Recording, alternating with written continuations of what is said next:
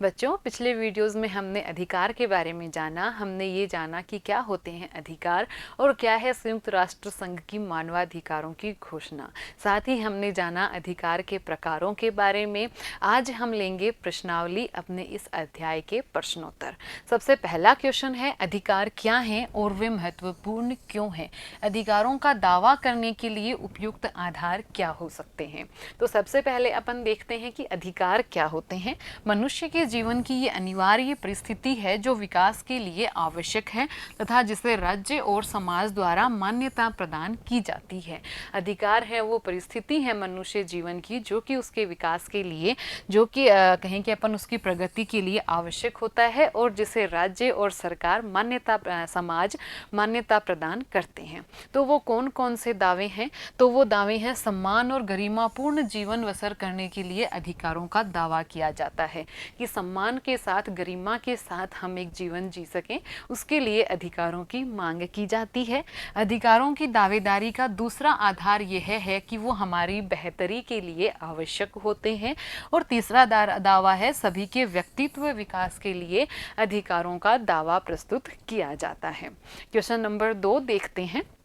किन आधारों पर यह अधिकार अपनी प्रकृति में सार्वभौमिक माने जाते हैं? अर्थात सभी को ये अधिकार प्राप्त होते हैं, सभी को ये अधिकार प्राप्त होने चाहिए और प्राप्त होने आवश्यक हैं। क्या है वो आधार? तो वो आधार हैं कि हम सभी, सबसे पहला तो हम मनुष्य हैं, तो मनुष्य होने के नाते ही हमें बहुत सारे अधिकार प्राप्त हो जाते हैं। अर्थात पूरे विश्व में कोई भी मनुष्य है तो इसलिए वो अधिकार प्राप्त करने का अधिकारी हो जाता है क्योंकि वो मनुष्य है, तो इसलिए ये अधिकार सार्वभौमिक बन जाते हैं। तो मनुष्य होने के नाते हमें कुछ अधिकार प्राप्त होते हैं, जैसे कि जीवन का अधिकार, स्वतंत्रता का अधिकार और अन्य विभिन्न अधिकार हैं। उनकी जो बुनियाद है वो भी इन्हीं अधिकारों से निकली है। हम इन अधिकारों का दावा करें या ना करें, लेकिन हमें ये अधिकार मनुष्य होने मात्र से ही प्राप्त होते हैं। क्वेश्चन नंबर 3 देखते हैं कि संक्षेप में उन नए अधिकारों की चर्चा कीजिए जो हमारे देश में सामने रखे जा रहे हैं। उदाहरण के लिए, आदिवासियों ने अपने रहवास और अपने जीवन के तरीकों को संरक्षित करने के लिए तथा बच्चों के बंधुआ मजदूरी के खिलाफ अधिकार जैसे नए अधिकारों को लिया जा सकता है। तो नए अधिकारों में हम फिर ले लेंगे अपनी मातृभाषा में प्राथमिक शिक्षा पाने का अधिकार। इस अधिकार की काफ़ी मांग उठ रही है कि जो कम से कम प्राथमिक कक्षाएं हैं उन कक्षाओं में बच्चों को उनकी मातृभाषा में ही शिक्षा दी जाए।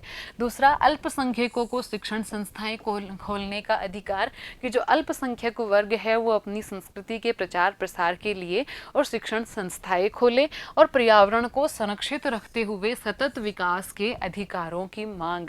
अर्थात जो सतत विकास है उसकी प्रक्रिया भी ना रुके, लेकिन ऐसा कोई विकल्प हम ढूंढें कि पर्यावरण को नुकसान ना हो। क्वेश्चन नंबर 4 लेते हैं। राजनीतिक, आर्थिक और सांस्कृतिक अधिकारों में अंतर बताइए और हर प्रकार के अधिकार का उदाहरण भी दीजिए। तो देखते हैं राजनीतिक अधिकार। राजनीतिक अधिकार नागरिकों के कानून के समक्ष बराबरी तथा राजनीतिक प्रक्रिया में भागीदारी का हक देते हैं। हमने बात भी की थी जब अपन ने इस चैप्टर को पढ़ रहे थे कि राजनीतिक अधिकार क्या होते हैं, कि हम राजनीतिक प्रक्रिया में भाग लें, राजनीतिक प्रक्रिया में अपनी भागीदारी निभाएं और साथ ही राजनीतिक प्रक्रिया के निर्णयों को प्रभावित कर सकने में भी सक्षम हो।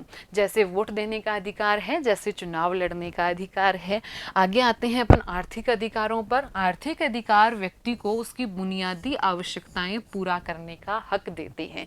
बुनियादी आवश्यकताएं अच्छी आवास की सुविधा, स्वास्थ्य की सुविधा और पोषक तत्वों युक्त भोजन प्राप्त करने की सुविधा, ये सारी की सारे अधिकार हैं व्यक्ति के जो कि उसके आर्थिक अधिकारों के अंतर्गत आते हैं। उदाहरण के लिए, बेरोजगारी भत्ता पाना, रोजगार की न्यूनतम गारंटी का अधिकार। सांस्कृतिक अधिकार। सांस्कृतिक अधिकारों द्वारा व्यक्ति अपनी भाषा और संस्कृति की रक्षा कर सकता है और उनका विकास कर सकता है। मातृभाषा में शिक्षा ग्रहण करना, शिक्षण संस्थाएं प्रारंभ करना, ये सारे अधिकार आते हैं सांस्कृतिक अधिकार के अंतर्गत। अगला क्वेश्चन लेते हैं। अधिकार राज्य की सत्ता पर कुछ सीमाएं लगाते हैं, उदाहरण सहित व्याख्या कीजिए। देखिए, अधिकार राज्य के वैधानिक दायित्व हैं। प्रत्येक अधिकार निर्देशित करता है कि राज्य के लिए क्या करने योग्य है और क्या करने योग्य नहीं है। जैसे गिरफ्तारी से संरक्षण का अधिकार है, वो भी राज्य पर अंकुश लगाता है। क्यों यूं ही अपनी मन मर्जी के बिना किसी कारण से व्यक्ति को गिरफ्तार नहीं किया जा सकता है, उसको कारण बताना होता है, निश्चित समय के अंतर्गत मजिस्ट्रेट के सामने पेश करना होता है। ऐसे ही हमारा जीवन का अधिकार है, शिक्षा का अधिकार है। तो ऐसे बहुत सारे अधिकार हैं जो कि राज्य पर वैधानिक दायित्व लगाते हैं, नियंत्रण लगाते हैं, अंकुश लगाते हैं। तो ये था हमारा अध्याय 5 अधिकार। धन्यवाद।